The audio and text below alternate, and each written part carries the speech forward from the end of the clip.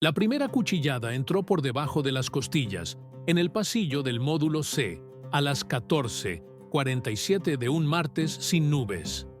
No hubo grito, solo el sonido metálico del filo rasgando camisa y piel, y luego el silencio pesado de quien sabe que acaba de cruzar una línea que no tiene regreso.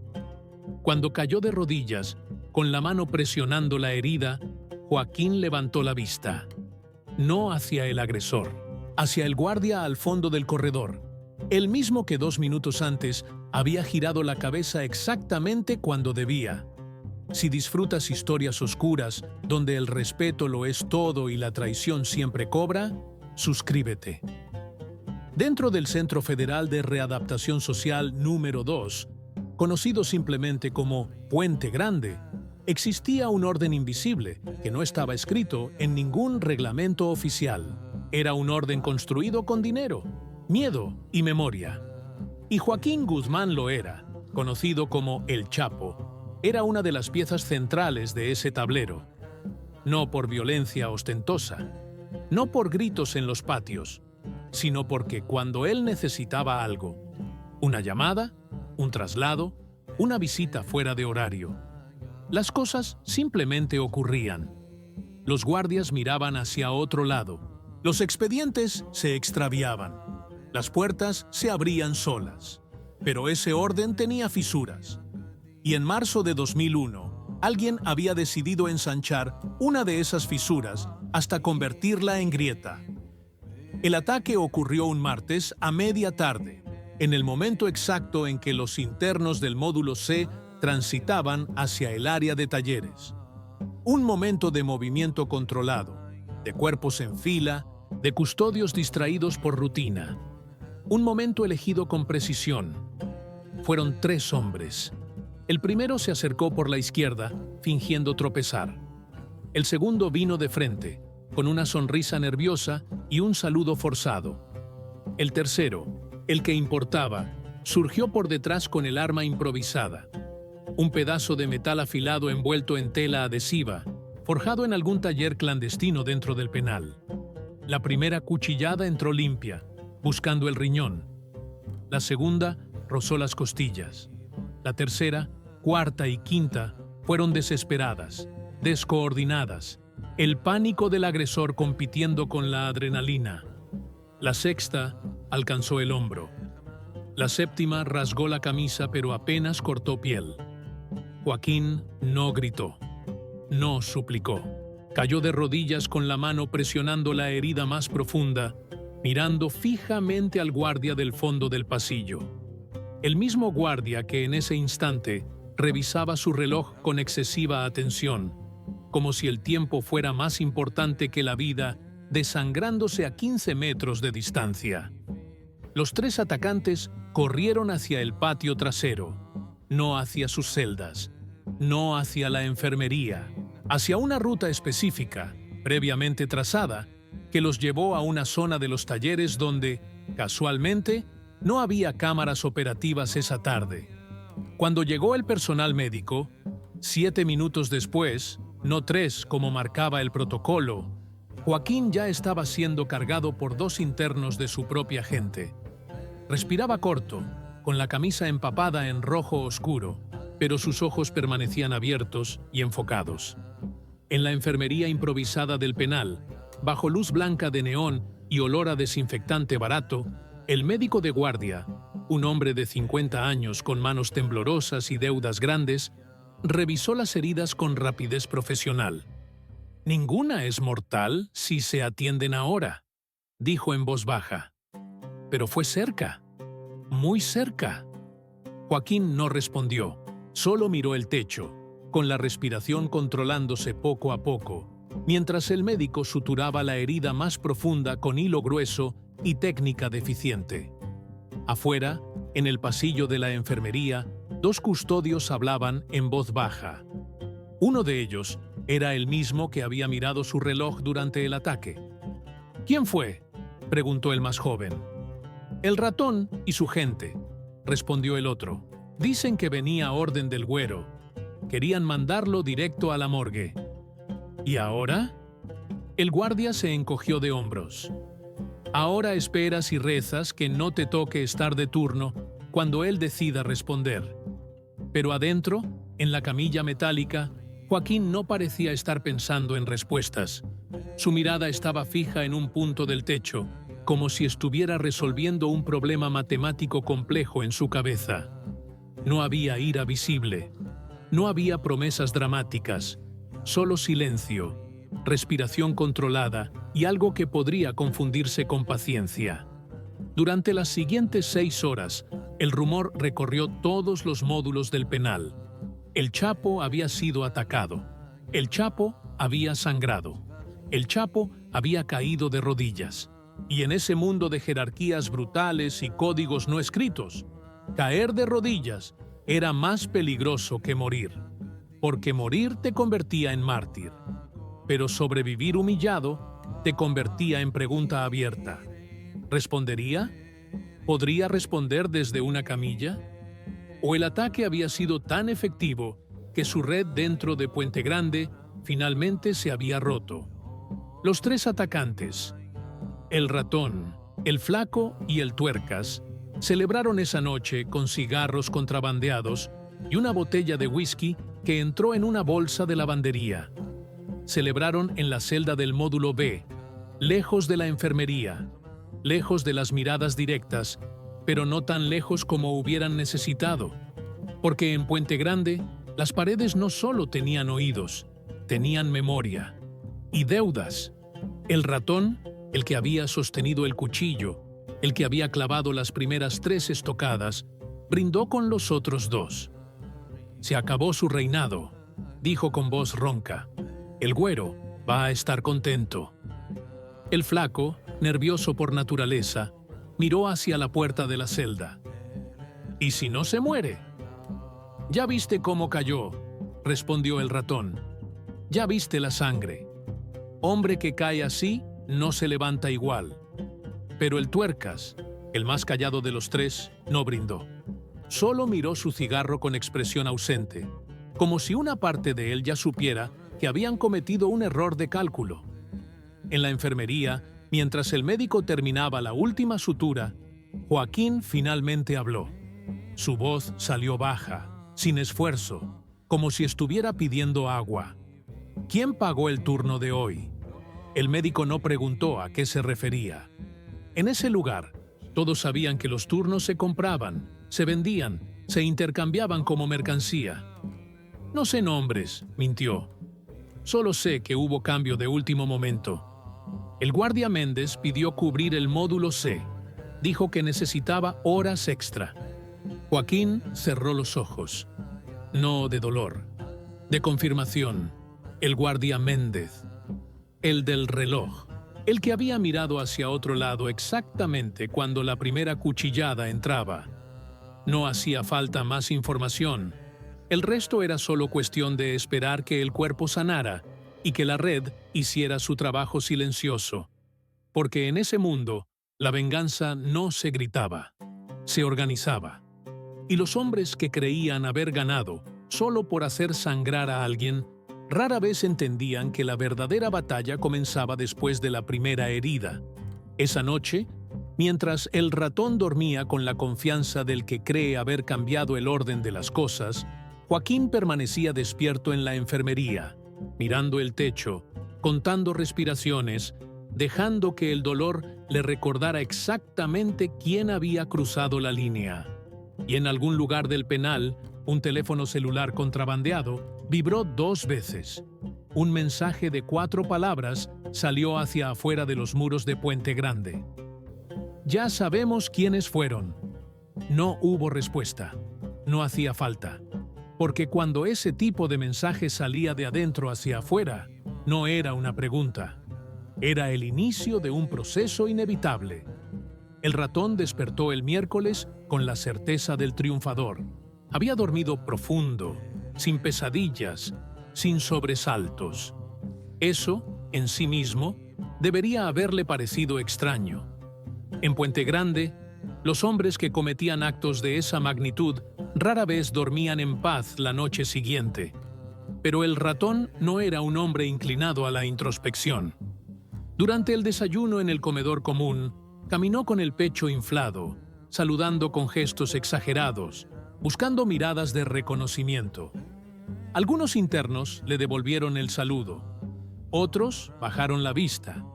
Nadie le preguntó nada directamente, pero el rumor ya había hecho su trabajo. Todos sabían quién había sostenido el cuchillo. El flaco y el tuercas lo acompañaban, pero con una energía diferente. El flaco comía rápido, mirando constantemente hacia las puertas del comedor. El tuercas apenas tocó su bandeja. «¿Qué les pasa?», preguntó el ratón con la boca llena. «Hicimos lo que teníamos que hacer. El güero va a recompensarnos». El tuercas levantó la vista lentamente. «¿Ya confirmaste que está muerto?». El ratón frunció el ceño. «No hace falta. Nadie sobrevive 7 puñaladas sin atención inmediata». «Pero tuvo atención», dijo el tuercas. «Lo llevaron a la enfermería». «Tarde», insistió el ratón. «Demasiado tarde». El flaco dejó de comer. «¿Y si no? ¿Y si está vivo?». El ratón soltó una risa seca. «Entonces está sangrando en una camilla, débil, sin poder moverse. ¿Qué va a hacer? ¿Arrastrarse hasta acá?». Pero incluso mientras hablaba, una parte de él notó algo extraño en el ambiente del comedor. No era miedo explícito, era algo más sutil. La forma en que algunos internos evitaban su mesa, cómo las conversaciones se apagaban cuando él pasaba cerca, cómo ciertos rostros mostraban no admiración, sino algo parecido a lástima. En la enfermería, Joaquín había pasado la noche despierto, no por dolor. El médico le había dado suficientes analgésicos para dormir, sino por elección. Necesitaba pensar con claridad, y el dolor era un ancla útil para mantener la mente enfocada. A las 7 de la mañana, pidió levantarse. El médico intentó detenerlo. «Necesita al menos 3 días de reposo. Las suturas pueden abrirse». «No van a abrirse», respondió Joaquín con voz tranquila, casi amable. «Y necesito caminar». No era una petición. El médico se hizo a un lado. Joaquín se levantó despacio, sosteniendo el costado donde la herida más profunda tiraba de la piel suturada. Caminó hasta la ventana de la enfermería, que daba al patio central. Desde ahí podía ver el movimiento matutino, internos formándose para el desayuno, custodios revisando listas, la rutina diaria de un lugar que pretendía ser institución, pero funcionaba como mercado negro. No buscó a el ratón con la mirada. No hacía falta. Ya sabía dónde estaba, con quién hablaba, qué estaba pensando. Lo que necesitaba ahora no era localizar al enemigo. Era confirmar quién más estaba involucrado en la cadena. Un interno joven, de apellido Salazar, entró a la enfermería con una bandeja de desayuno. No era personal médico. Era uno de los que Joaquín había ayudado 6 meses atrás, cuando su familia afuera necesitó dinero para una cirugía. Deudas así no se olvidaban. Salazar dejó la bandeja en silencio y se quedó de pie, esperando. «¿Qué escuchaste?», preguntó Joaquín sin mirarlo. «Dicen que fue orden del güero Palma, que pagó $50,000 por el trabajo, 20 para cada uno de los que te atacaron, 10 para el guardia que miró para otro lado». «¿El guardia tiene nombre?». «Méndez, custodio de 2º nivel. Lleva 3 años aquí. Tiene 2 hijos afuera». Joaquín asintió levemente. Esa información ya la tenía, pero escucharla confirmada por otra fuente cerraba el círculo. ¿Y los 3? El ratón, el flaco y el tuercas. Todos del módulo B. El ratón es el que habla más. Anda diciendo que ya quedó, que no hay pendientes. ¿Y los otros 2? Salazar dudó. El tuercas está callado. El flaco está nervioso. Ambos saben que algo no cuadra. Joaquín tomó un trago de café frío.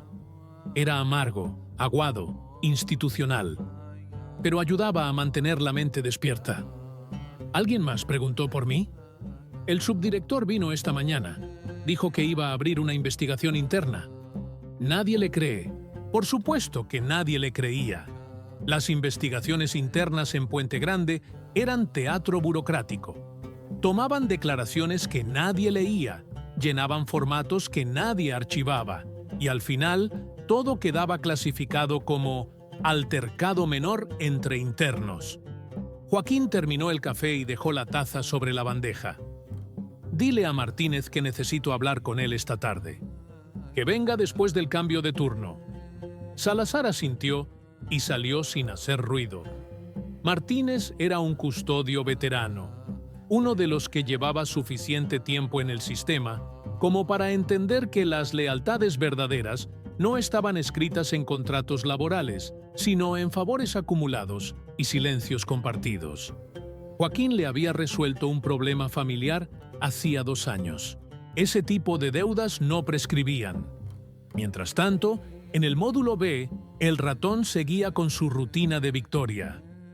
Durante el tiempo de patio, se reunió con otros 4 internos, todos ellos parte de la red del Güero Palma. Fumaban cigarros contrabandeados y hablaban en voz baja, pero con la confianza de quien cree que el peligro ya pasó. ¿Cuándo llega la paga?, preguntó uno de ellos. El Güero dijo que esta semana, respondió el ratón. 20,000 para cada uno, suficiente para arreglar cosas afuera. El flaco, sentado en el borde del grupo, miraba hacia el edificio de la enfermería. Desde el patio se veía la ventana del segundo piso, y aunque no podía distinguir figuras claras, sabía que Joaquín estaba ahí adentro. ¿Ya confirmaron que sigue vivo?, preguntó en voz baja. El ratón lo miró con fastidio. ¿Qué importa? Aunque esté vivo, está herido. No va a poder moverse en semanas. Pero va a poder pensar, murmuró el tuercas desde el otro extremo. El ratón se rió, pero la risa sonó forzada. Pensar no mata a nadie. El tuercas no respondió. Solo siguió mirando el piso de concreto, como si estuviera leyendo algo escrito ahí que los demás no podían ver. Esa tarde, Martínez entró a la enfermería con paso casual, como si solo estuviera haciendo una ronda de rutina. Se detuvo frente a la cama donde Joaquín estaba sentado, con la espalda apoyada en la pared y una expresión neutral. ¿Cómo te sientes?, preguntó Martínez, aunque ambos sabían que no era una pregunta médica. Mejor de lo que ellos esperaban, respondió Joaquín. ¿Qué sabes del guardia Méndez? Martínez miró hacia la puerta, confirmando que estaban solos. Méndez recibió $10,000 en efectivo hace 3 días. Se los entregaron afuera, en un estacionamiento cerca de su casa. Su esposa no sabe nada. Él cree que fue un trabajo limpio. ¿Quién se los entregó? Un mensajero del Güero. No tengo nombre, pero sé que llegó en una camioneta blanca con placas de Nayarit. Joaquín asintió despacio. Cada pieza de información era un ladrillo más en la estructura que estaba construyendo mentalmente. ¿Méndez trabaja mañana? Sí, turno de tarde. Módulo C otra vez. Perfecto. Martínez entendió que la conversación había terminado. Salió de la enfermería con la misma discreción con la que había entrado, y nadie en el pasillo sospechó que algo importante acababa de ocurrir. Esa noche, el ratón volvió a dormir profundo. Soñó con dinero, con salir de Puente Grande, con el respeto que creía haber ganado. Soñó con un futuro que ya no existía, porque afuera de su celda, en los pasillos oscuros del penal, en las oficinas administrativas, en los teléfonos contrabandeados que vibraban en silencio, una maquinaria invisible había comenzado a moverse. No con prisa, no con ruido, pero con la precisión de algo que había sido activado y ya no podía detenerse. En la enfermería, Joaquín finalmente cerró los ojos. No para dormir, sino para visualizar los próximos pasos. Cada movimiento, cada pieza. Y en su mente, la imagen era clara. El ratón todavía creía que había ganado. Esa sería su última victoria. El jueves amaneció con rutina normal. Formación para el desayuno. Conteo de internos. Revisión de celdas programada para el módulo D. Todo seguía el calendario institucional con la precisión aburrida de un lugar que funcionaba más por inercia que por orden real. El ratón despertó con hambre. «Buen signo», pensó. Hombres con la conciencia pesada no tienen apetito. Él comió doble ración y bromeó con el flaco sobre las guardias nuevas que habían llegado esa semana.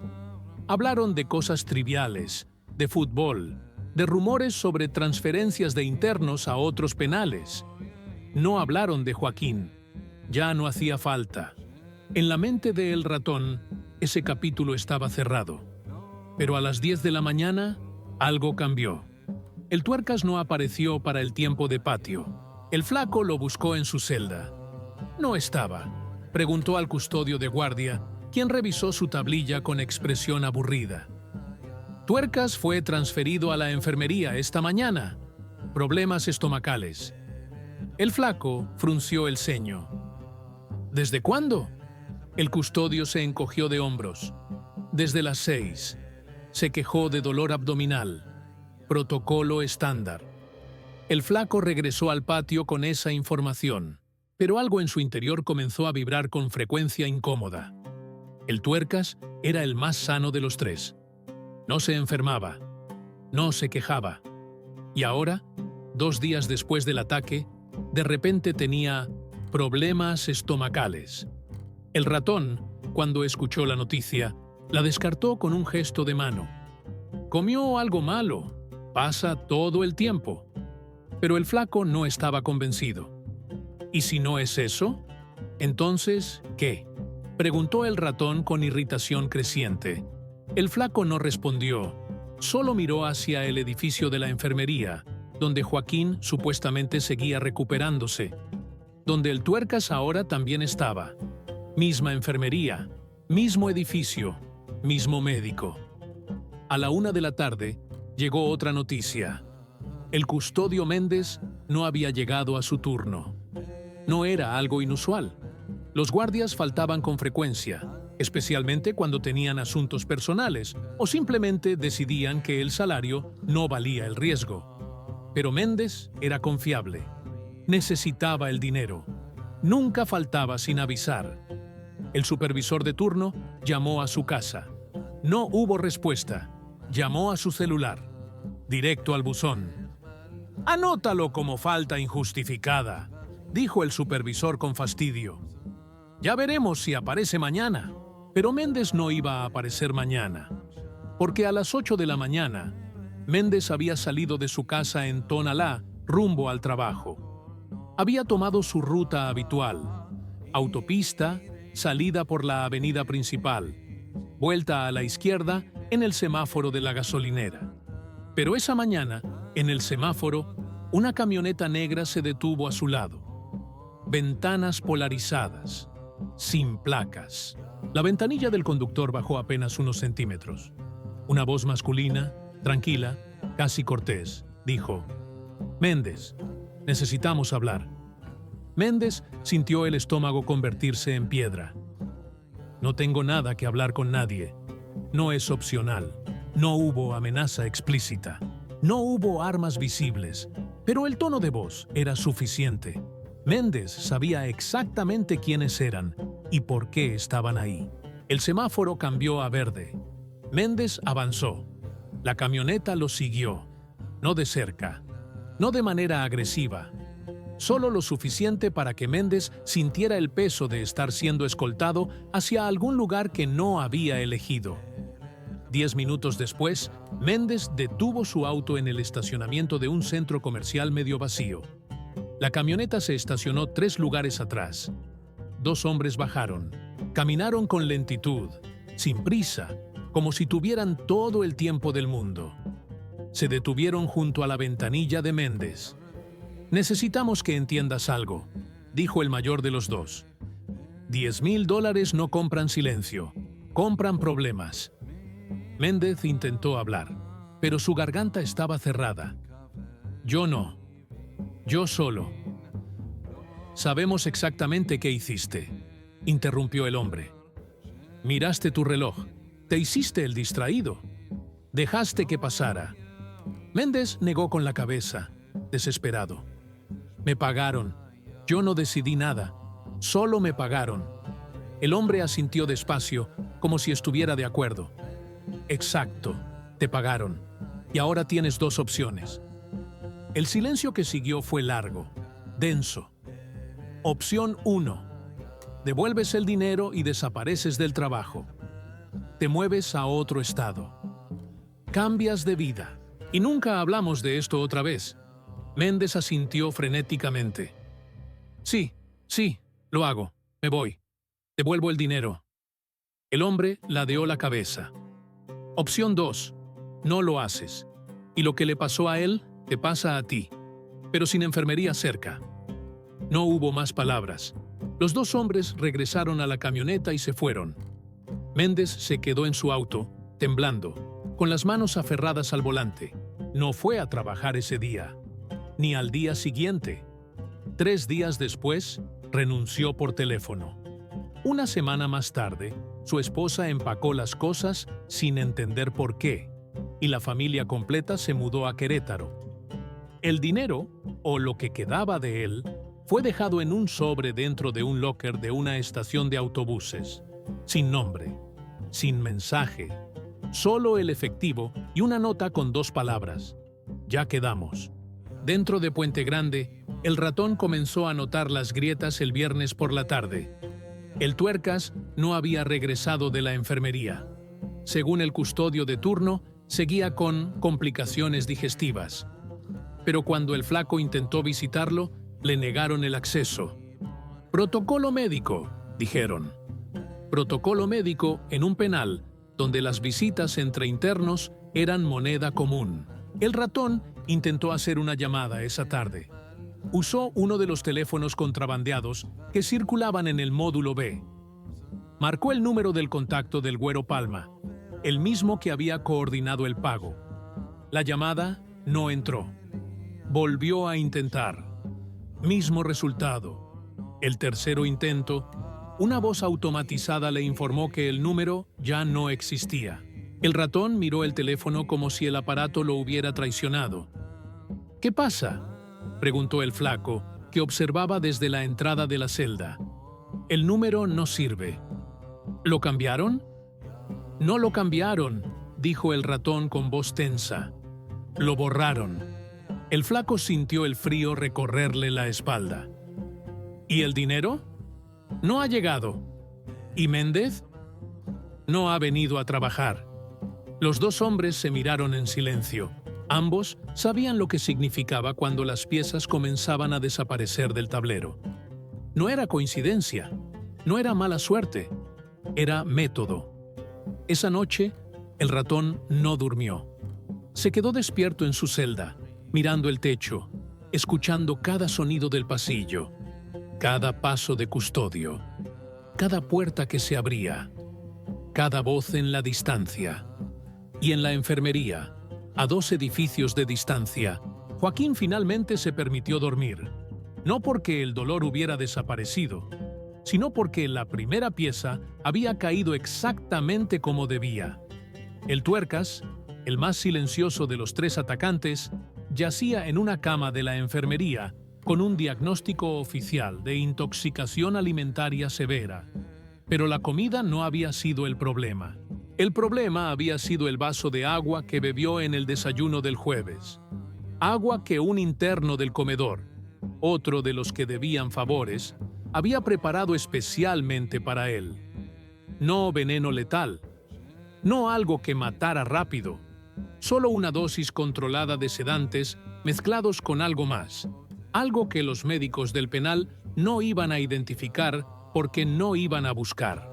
Algo que mantendría a el tuercas en estado de sedación profunda durante exactamente 72 horas. Y cuando despertara, si despertaba, su cerebro ya no sería el mismo. Porque en ese mundo, la venganza no necesitaba ser rápida. Solo necesitaba ser inevitable. El sábado, el ratón intentó actuar como si nada hubiera cambiado.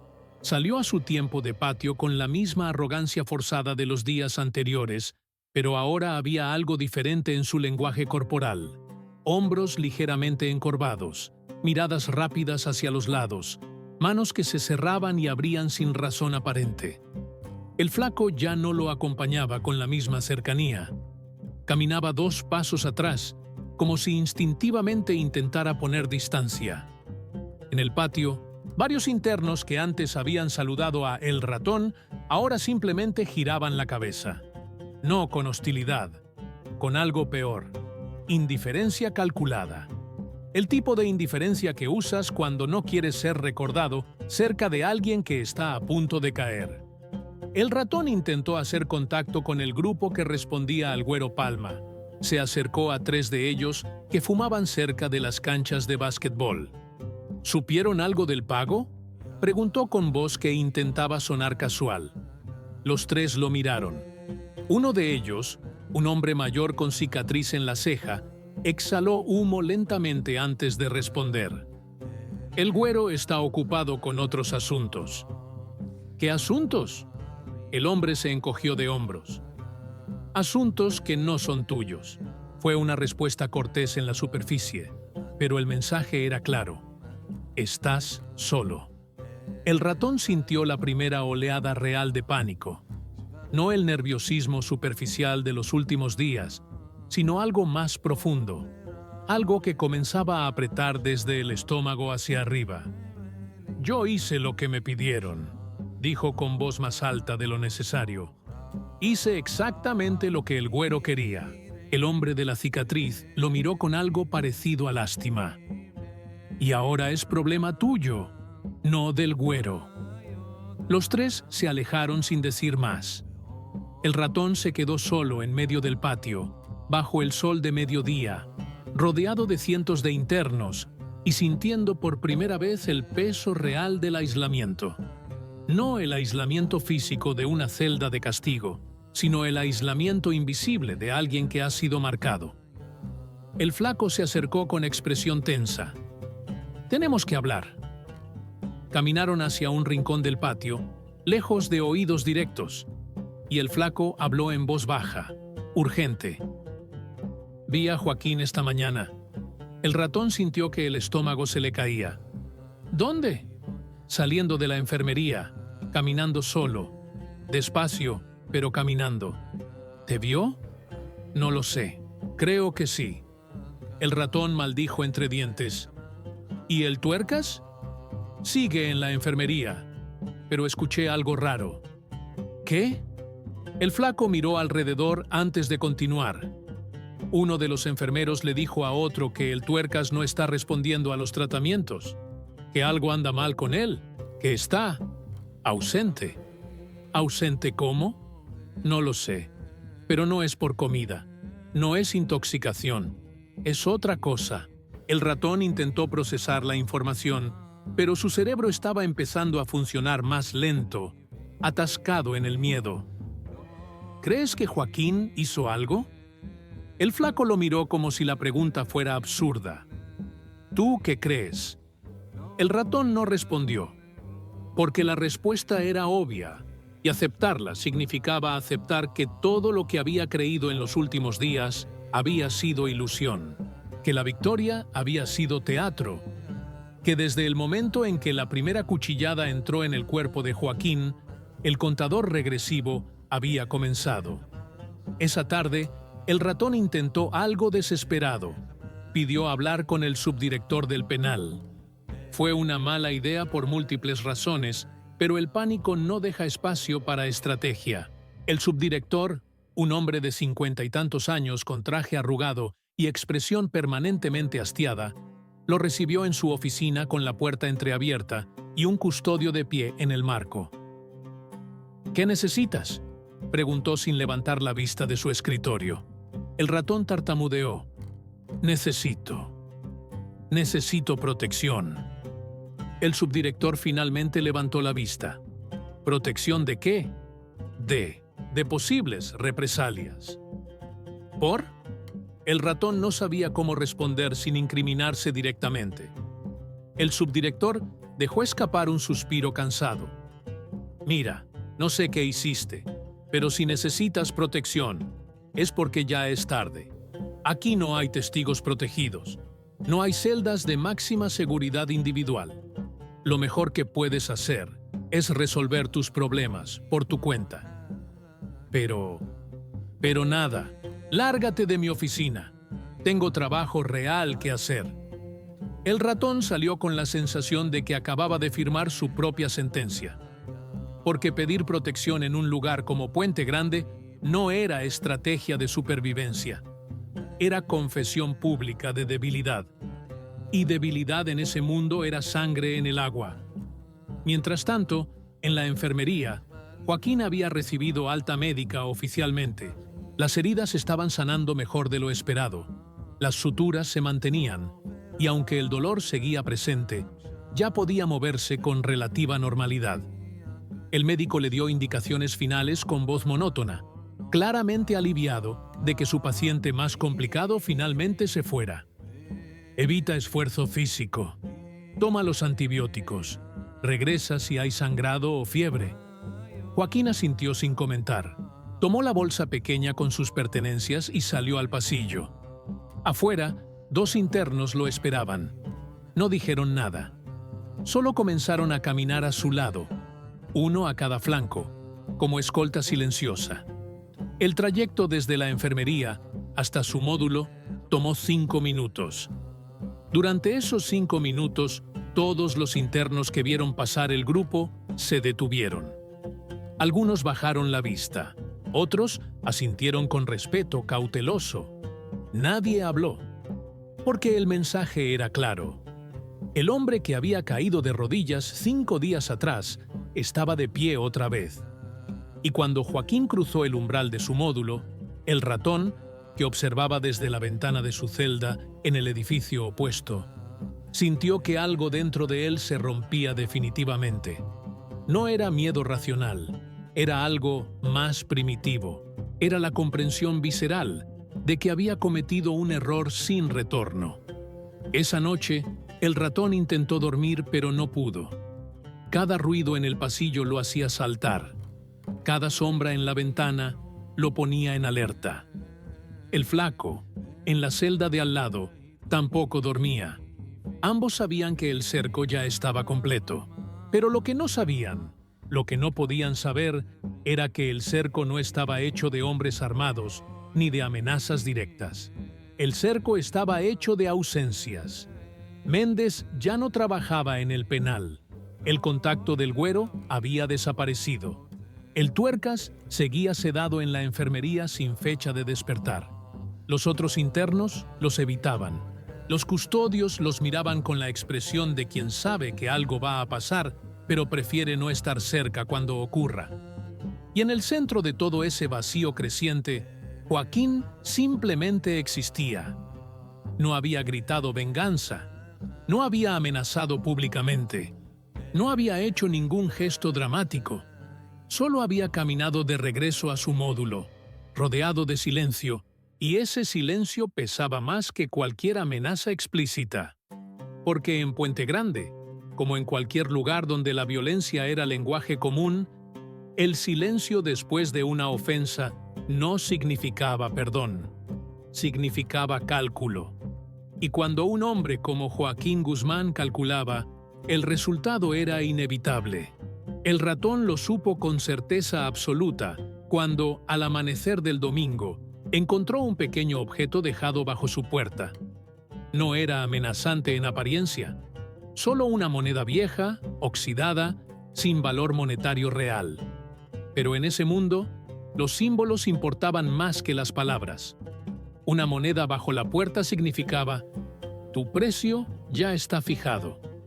El ratón la levantó con mano temblorosa y la miró durante largo rato. Ya no había dudas, ya no había escape. El encuentro era inevitable, y lo peor de todo era que sabía exactamente cuándo iba a ocurrir. 72 horas después del ataque. Exactamente como decía el rumor que ya circulaba en silencio por todos los módulos.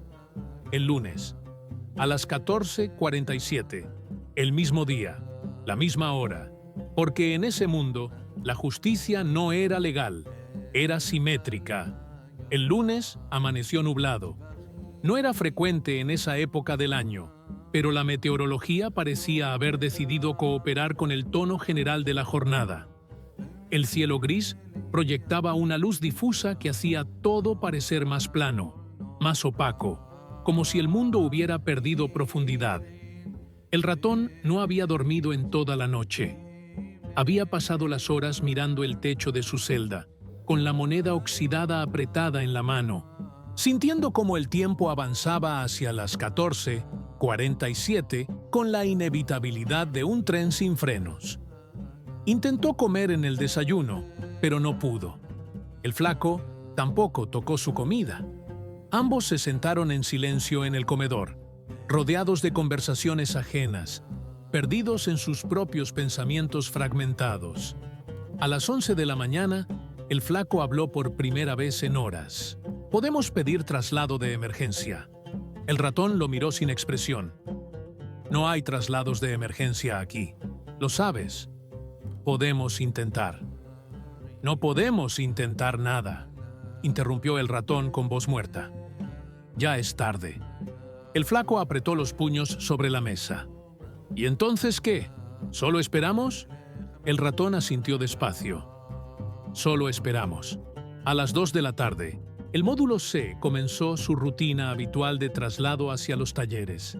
Internos formándose en fila, custodios revisando listas, el mismo procedimiento mecánico de siempre. El ratón caminaba en medio de la fila, con los hombros tensos y la mirada fija al frente. El flaco iba 3 lugares atrás, intentando mantenerse cerca, pero no demasiado. A las 14:45, la fila pasó frente al pasillo lateral que conectaba el módulo C con el área administrativa. Era un pasillo estrecho, con poca luz natural, usado principalmente por personal del penal. Joaquín estaba esperando ahí, no escondido, no emboscado, simplemente de pie, apoyado contra la pared, con los brazos cruzados y expresión neutral. Cuando el ratón lo vio, su cuerpo se detuvo instintivamente. La fila siguió avanzando, pero él se quedó congelado por 2 segundos completos antes de que su cerebro le ordenara moverse. Joaquín no hizo ningún gesto, solo lo miró. Y con esa mirada, quedó claro que el encuentro no era opcional. El ratón salió de la fila con pasos lentos, como si caminara hacia algo que ya había aceptado. El flaco intentó seguirlo, pero un interno que iba detrás lo detuvo con una mano en el hombro. «No es contigo», murmuró el interno. El flaco se quedó en la fila, mirando cómo el ratón se adentraba en el pasillo lateral donde Joaquín esperaba. Los custodios no dijeron nada. Ninguno intervino. Porque en Puente Grande había momentos en que el protocolo oficial cedía ante el protocolo invisible. Y este era uno de esos momentos. El pasillo estaba vacío, salvo por ellos dos. Joaquín seguía apoyado contra la pared, sin moverse. El ratón se detuvo a 3 metros de distancia. Por varios segundos, nadie habló. Joaquín lo estudió en silencio, como si estuviera evaluando algo. No había ira visible en su rostro. No había amenaza explícita. Solo una calma densa que hacía el aire parecer más pesado. «¿Sabes por qué estás aquí?», preguntó finalmente Joaquín. Su voz era baja, casi conversacional. El ratón tragó saliva antes de responder. «Sí».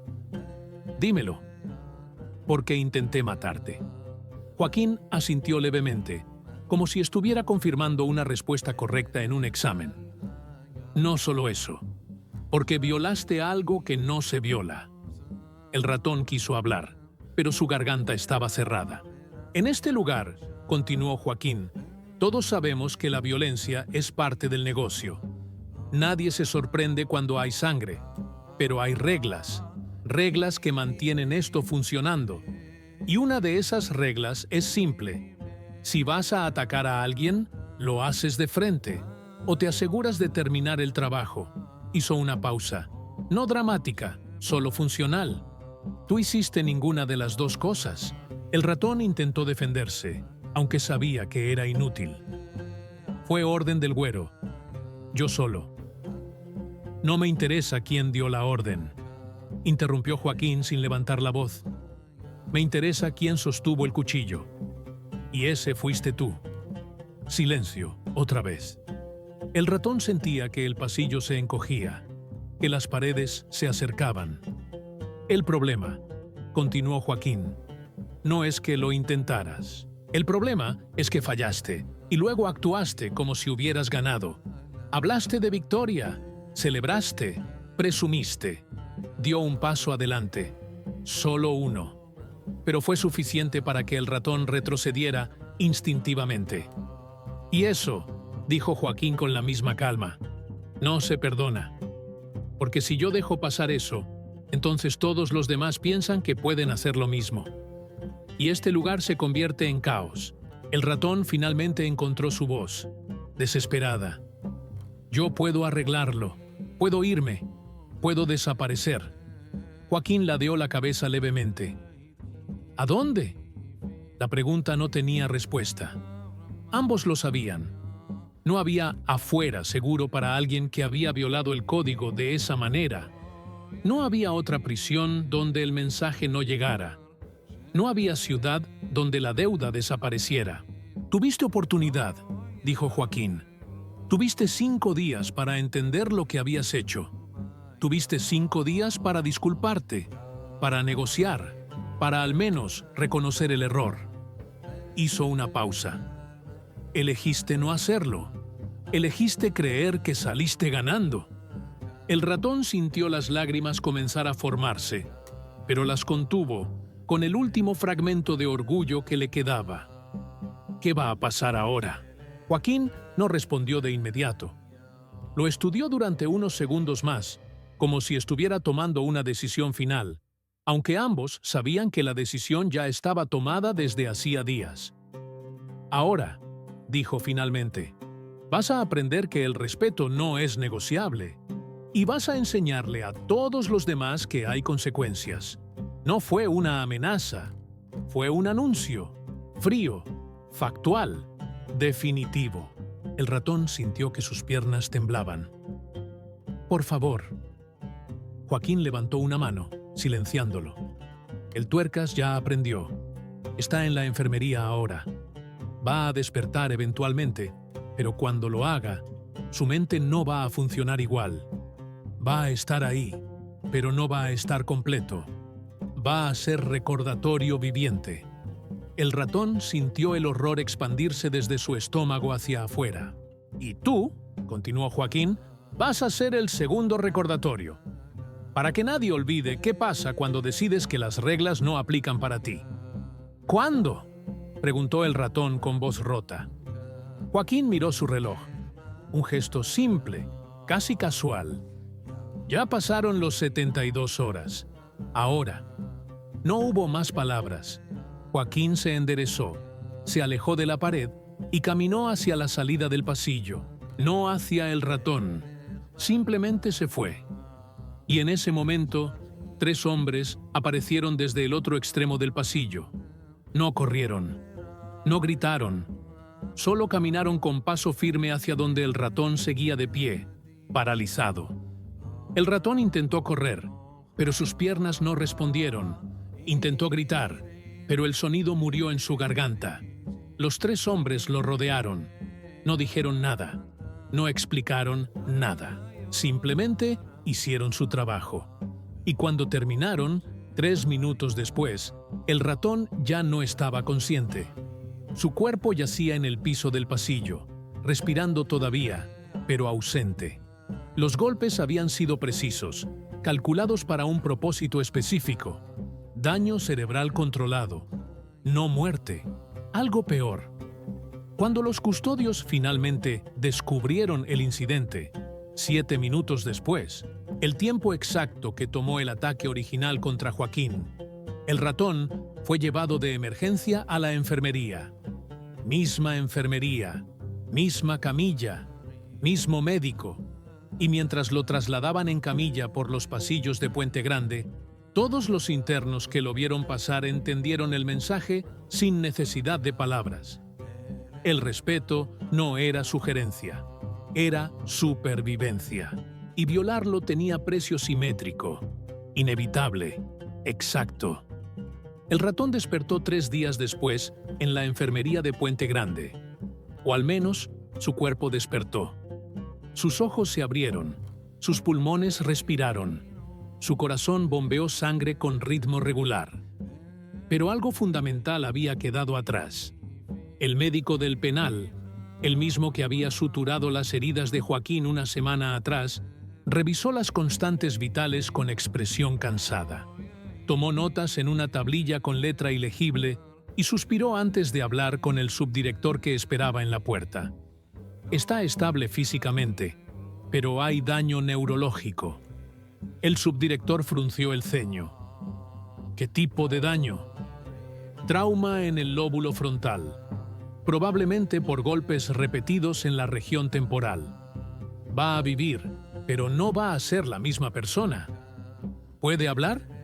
Eventualmente, pero no con coherencia, y su capacidad de tomar decisiones, de planificar, de interactuar normalmente. Eso está comprometido. Permanentemente. El subdirector miró hacia la cama donde el ratón yacía con los ojos abiertos, pero sin enfocar nada en particular. ¿Quién lo hizo? El médico se encogió de hombros. Según el reporte, se cayó en el pasillo. Golpe contra el piso. Mala suerte. El subdirector dejó escapar una risa amarga. Nadie se cae solo 3 veces en el mismo lugar. Eso dice el reporte, repitió el médico sin emoción. Y yo no soy investigador, solo médico. La conversación terminó ahí porque ambos sabían que no había investigación real que hacer.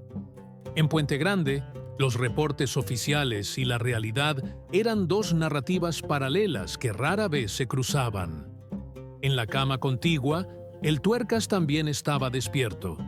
Había recuperado la conciencia 2 días antes, pero su mirada tenía la misma cualidad ausente que la del ratón. Podía responder preguntas simples con monosílabos, podía comer con ayuda, podía reconocer rostros vagamente, pero el hombre que había sido, el que calculaba, el que dudaba, el que pensaba, ya no existía. El flaco fue a visitar la enfermería el jueves por la tarde.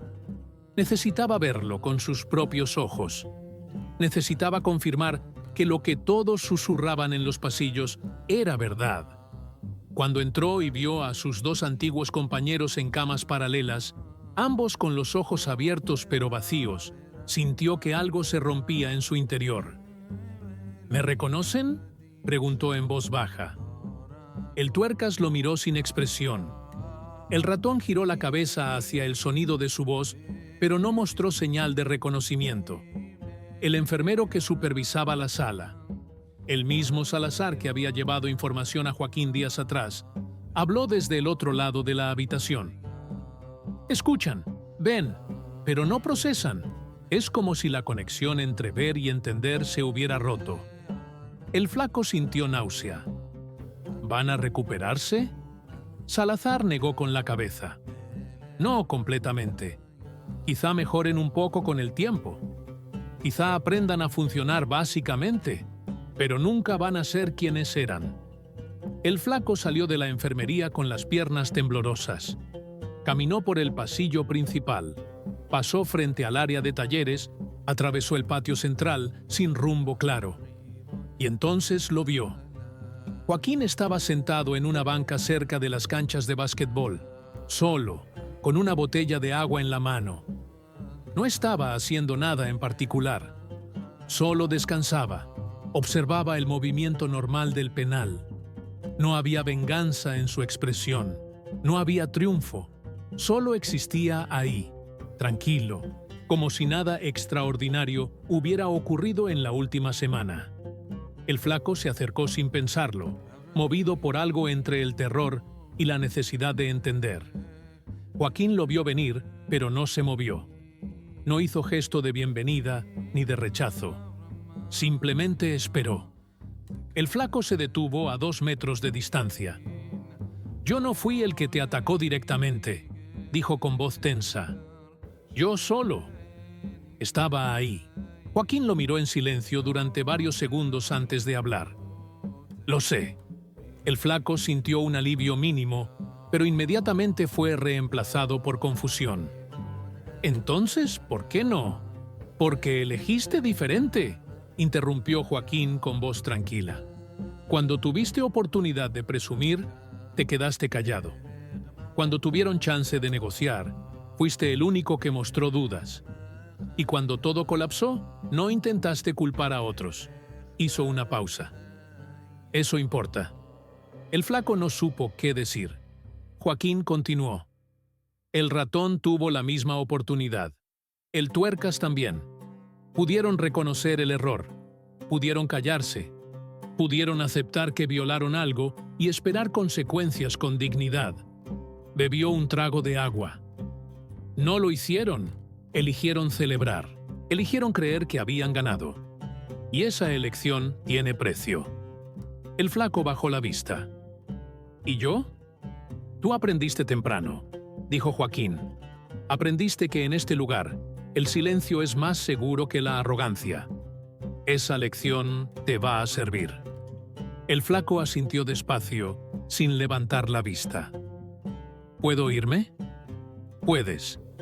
El flaco se alejó con pasos rápidos, sintiendo la mirada de Joaquín en su espalda hasta que dobló la esquina y desapareció del patio.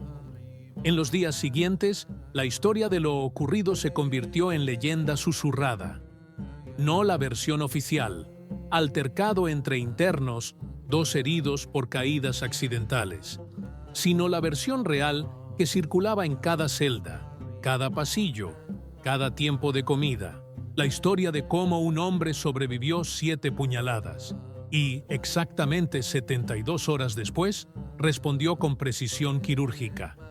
Sin espectáculo, sin crueldad innecesaria, solo consecuencia simétrica y mensaje claro.